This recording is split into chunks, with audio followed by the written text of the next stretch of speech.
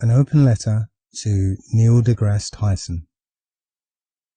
Dear Mr. Tyson, I am writing to you as a former man of science that once looked up to you as an inspiring figure in a field with very few charismatic black people.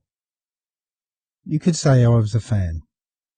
I visited the Hayden Planetarium, I watched all your lectures and television appearances, and I was struck by your ability to explain complex topics in cosmology and astrophysics in simple, concrete terms. However, your recent responses to queries regarding the flat Earth can only be categorized as arrogant, childish, and sneering. The Earth isn't flat. I mean, dropping a microphone somehow proves gravity. This is called gravity. Also, asking, At what point do you stop arguing things that have been settled for 4 centuries? Seems ridiculous to me, since nothing in science is ever settled. Everything in science exists as a theory that only stands until a better theory comes along that more closely matches observations. Would you have told Einstein not to bother because Newton had already settled that gravity business 200 years earlier? I'm sorry, sir, but you're going to have to do much better than that. The resurgence of the flat Earth is not merely a handful of tinfoil hat-wearing crazies who lack intelligence and teeth. This is a shift in consciousness by ordinary people who have started to re-examine the lies they were told as a child. Your job, sir, is to respectfully answer legitimate questions whether or not the answer supports the scientific model that you are a proponent of. Traditionally, scientific progress has not solely come out of the scientific community, but from ordinary people with a different point of view. The scientific method demands that you treat each point of view with respect, as it has the potential to overturn the existing model. And if science refuses to even entertain alternative views, then it is no longer science, but a religion of scientism. So, I would like to ask you 12 questions and give you the opportunity to answer them respectfully using simple, easy to understand concrete terms that you are so famous for. Because I'm just an ordinary bloke, nowhere near as smart as you are. So, if you could give your answers using real, tangible terms without complex mathematics, abstract concepts, or references to NASA or other data that I have no way of verifying for myself, I'd appreciate it. Question 1. Why is there land at the equator?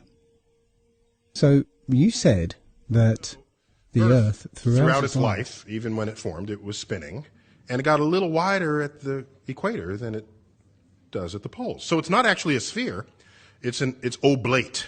And officially it's an oblate spheroid, and the bulges are at the equator. So, which is easier to move, rock or water? If the gravity is strong enough to prevent the water from being flung off into space, then it's strong enough to hold the much denser rock in place. So, only the water should be bulging. So, if the bulk of the Earth's water is at the equator, why is there land at the equator? And please don't say it's because of the height of the land. Most of Africa is flat plain, sometimes under sea level. In fact, the Danakil Desert in northeast Ethiopia is said to be the lowest place on Earth, and incidentally one of the flattest places on Earth too. Question 2. Am I able to see the curvature or not? According to you, you cannot see the curvature even from a plane because the Earth is so big. The Earth looks flat because, 1, you're not far enough away at your size. 2, your size isn't large enough relative to Earth to notice any curvature at all. It's a fundamental fact of calculus and non-Euclidean geometry. Small sections of large curved surfaces will always look flat to little creatures that crawl upon it. But apparently you can see ships disappear over the horizon. Now, the official explanation is that you cannot see the curvature across your vision. Apparently we see a horizon about 5 miles away. So in 5 miles there's enough curvature to see a ship disappear, yet I cannot detect that curve over 10 miles, because I can see 5 miles to my left and 5 miles to my right, so I've got an uninterrupted 10-mile span in which I should see enough curve to hide 2 ships, but I don't. So if I see enough curve over 5 miles, why don't I see it over 10 miles? Following on for that, question 3, why haven't we ever seen curved water?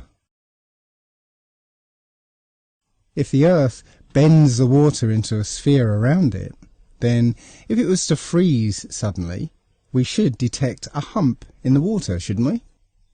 So why is it that when Lake Baikal in Siberia freezes over, it is one of the flattest places on Earth, despite being 395 miles long and 49 miles wide? There should be a hump in the middle of it, nearly 20 miles high. So why haven't we ever seen curved water? Question 4. How are we breathing right now? How can there be a high pressure system next to a low or negative pressure system without movement from high to low? So the conventional answer is that gravity holds the air to the Earth. But if I was to evacuate a container to a fraction of the perfect vacuum of space, turn it upside down and puncture the bottom, what do you think would happen? Well, the air would rush in and fill the container. So, how does this much weaker vacuum manage to overcome the much stronger gravity near the surface? How is it that you can heat the air and it will rise against the force of gravity? Wouldn't the air leave the Earth once the sun heats the air? If gravity is the only thing holding the air to the surface of the Earth against the tendency of a high pressure system to escape to a low or negative pressure system, then when the air is heated and so is less affected by a gravitational pull, shouldn't it then succumb to the force exerted towards a region of negative pressure? If, as current scientific opinion suggests, a high pressure system can exist adjacent to a negative pressure system, then there should be a boundary condition of equilibrium where the force towards pressure equalization equals the opposing force of gravity. Thus, any change to the conditions on either side should disturb the equilibrium. Wouldn't a rising column of warm air disturb that boundary layer? So, how are we breathing right now? Question 5. Is the Earth very, very small, or is the Sun very, very near? Eratosthenes' calculation of the Earth's circumference is dependent on the light from the Sun being parallel, as it should be if the Sun is 93 million miles away. But anyone can go out on a sunny day with broken cloud and see that the light that arrives on the Earth is not parallel. The light rays come down at angles, indicating that the Sun is actually very close. Now, the official explanation is that the Earth's atmosphere refracts the Sun's light, and that's why the light comes down at diverging angles. So, if the light from the Sun is always refracted, then that would mean that Eratosthenes' calculation was made with refracted light, and therefore must be wrong, and the Earth must be much, much smaller. So which is it? It seems to me that if you still claim that Eratosthenes' calculations are correct, then the light cannot be refracted. But if the light is not refracted, then the Sun is close. And if the Sun is close, then for Eratosthenes to observe what he did, the Earth must necessarily be flat. Question 6. In a similar vein, how does a convex lens make light diverge? So again, the official explanation for diverging sun rays is that the Earth's atmosphere refracts the Sun's light like a lens. But the Earth's atmosphere is apparently a convex curve, so that would act like a convex lens and converge the light, concentrate it like a magnifying glass. You'd need a concave lens to make light diverge as we observe. Now, some have said that it is actually the angles between layers of clouds that seem to make the light diverge. But again, observation says that this is not the case. Here, there is nothing between the plane and the cloud, and the light is clearly diverging. And this NASA photograph is taken from above the clouds. And still, the sun's proximity is apparent. So, how does the atmosphere make light diverge? Question 7. Why doesn't the artificial horizon on a plane roll backwards during straight and level flight? The artificial horizon is based on a gyroscope, and when a gyroscope spins, it resists movement away from the axis of spin. As for rigidity in space, the spinning rotor remains in its original attitude, while the gimbals and base move around it. In other words, the gyro maintains its axis in relation to space and not to the surface of the Earth. If a gyro moves around the Earth, its axis is vertical to the Earth's surface here, at an angle here, and horizontal here. The gyro will resist any force that attempts to change its plane of rotation. So the artificial horizon is essentially a gyroscope mounted on gimbals to allow it to stay upright as the plane pitches and rolls. So as the plane flies straight and level and rounds the curvature of the Earth, the gyroscope in the artificial horizon will remain upright with respect to where it was first spun up to speed, and the indicator will appear to roll backwards and indicate a climb. Now, I asked the pilots of the last flight I was on, and they told me that the artificial horizon has GPS and sophisticated electronics that adjust the indicator depending on where they are on Earth. But when I contacted a manufacturer, I was told that it is a purely mechanical device. No GPS, no electronics, and it hasn't changed in basic design since before the advent of electronics. So, why doesn't the artificial horizon roll backwards as they round the curvature of the Earth? Question 8. Why is the Coriolis effect so selective? This is an explanation of the Coriolis effect by a gun expert. And one of the common issues that we see is the Coriolis effect.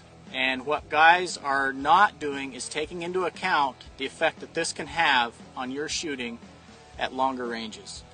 Now, real quick, let's kind of just explain the Coriolis effect in layman's terms. The Coriolis effect is the effect that when the bullet leaves the barrel of the gun, it is actually leaving the surface of the Earth. So as the bullet leaves the barrel of the gun, the Earth is still rotating, and the bullet is not rotating with the Earth. So the Earth will actually rotate out from underneath of the bullet while it is in flight. So bullets and artillery shells no longer rotate with the Earth when they leave the surface. And according to this explanation, paper aeroplanes act in the same way. So imagine you were standing in Texas and had a magic paper airplane that could travel hundreds of miles. If you threw your airplane directly northward, you might think it would land straight north, maybe somewhere in Nebraska. But Texas is actually spinning around Earth's axis faster than Nebraska is, because it's closer to the equator. That means that the paper airplane is spinning faster as well, and when you throw it, that spinning momentum is conserved. So if you threw your paper airplane in a straight line toward the north, it would land somewhere to the right of Nebraska, maybe in Delaware. So from your point of view in Texas, the plane would have taken a curved path to the right. If this is the case for bullets, artillery shells and paper airplanes, then why is it not the same for real aeroplanes? Airplanes do not aim north to go east. In fact, if aircraft no longer rotate with the Earth when they leave the surface, then east to west flights should take much longer than west to east flights. And landing on a moving runway would seem to be quite tricky. Every landing should be like this. And wouldn't there be planetary direction indicators by runways, just like there are wind direction indicators? So why is the Coriolis effect so selective? Question 9. What is the International Space Station flying over? Whatever it is, it kind of looks a bit like what I imagine the Earth to look like, but it can't be. If you choose a feature on this blue and white thing and follow it, you'll notice its speed towards the camera is constant. From the moment it appears on the horizon, it moves at the same speed until it disappears below the camera. But watch this footage from a plane. When something appears on the horizon, it moves slowly, but the closer it gets, the faster it moves. In just the same way that we see distant things move towards us in real life. Now look again at this thing. Everything is moving at the same constant speed. Now that tells me that what we're looking at does not span thousands of miles, but rather hundreds of yards. So what is it that the ISS is flying over? And while we're on the subject of the ISS, question 10. How can microgravity be selective? Watch these people bobbing around in microgravity. Tonight our Earth will have completed another orbit around the Sun, and now we take stock of what we accomplished over the past year and what we hope to accomplish in the year ahead. As we look back at the achievements of the past year, 2008 was the year when the space station... Did you notice the problem? Watch it again. As we look back at the achievements of the past year, 2008 Did you see the water was the drip in the background? In this sequence, I want you to keep your eye on the ketchup bottle once it's placed on the table.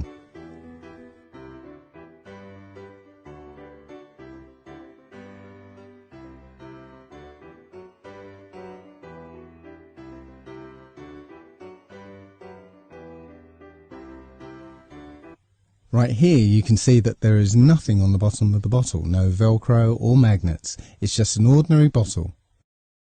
And in a moment you'll see the ketchup bottle being placed on the table. Now keep your eye on it. See how it rocked when he nudged it?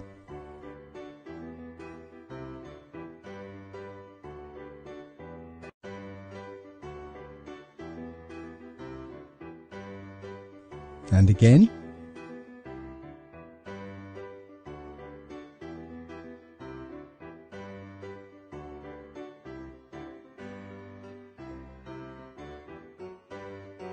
And again.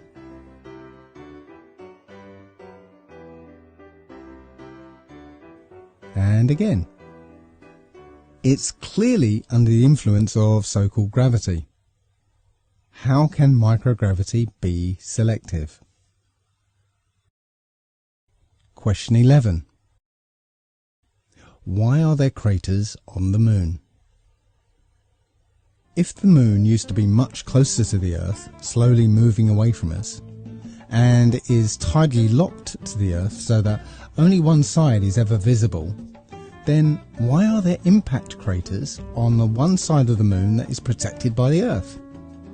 I am guessing that you'll repeat the same story that the moon's gravity has been protecting the Earth by hoovering up meteors and asteroids, but shouldn't the Earth's much larger gravitational field have been gathering up these meteors and asteroids and protecting the moon?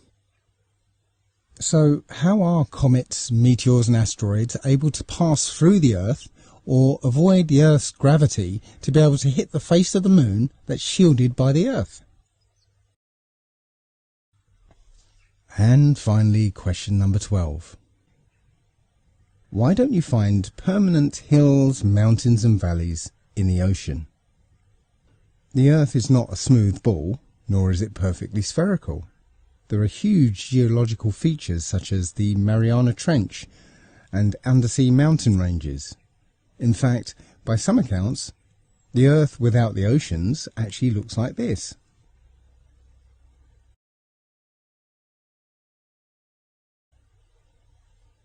We observe water behaving like this,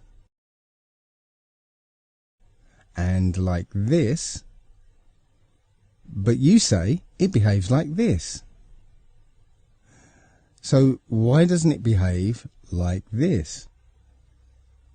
If the oceans are pulled to the Earth by gravity, and the strength of that gravity varies with the distance from the centre of the Earth, then why doesn't the water follow the shape of the seabed?